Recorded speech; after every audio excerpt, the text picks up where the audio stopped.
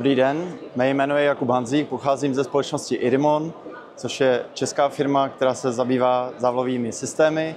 A vítejte na stánku firmy Hunter na EIMA Show 2024.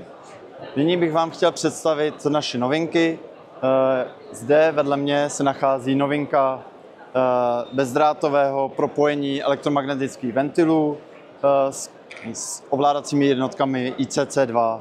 Je to novinka, která nevyužívá Wi-Fi systém, ale LoRa systém, který je Long Range Radio systém, a je schopna propojit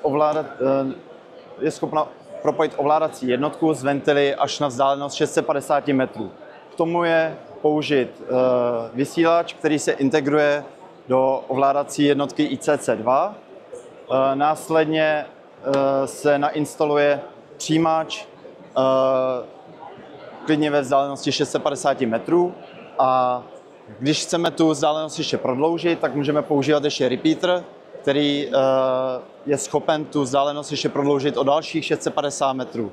Tím pádem jsme schopni ovládat elektromagnetické ventily čistě bezdrátově a nemusíme využívat drátový systém, který je jednak drahý a jednak více poruchový. A jsme schopni toto doplnit na jakýkoliv plochách veřejných, kde potřebujeme bezdrátové řešení.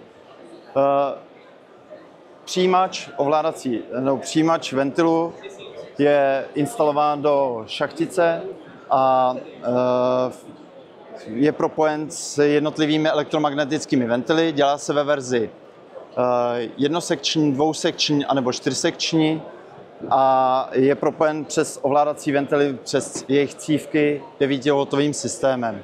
Tímto zajišťuje přijímání signálu, které je vedeno od ovládací jednotky, a kompletně celé řešení bezdrátově.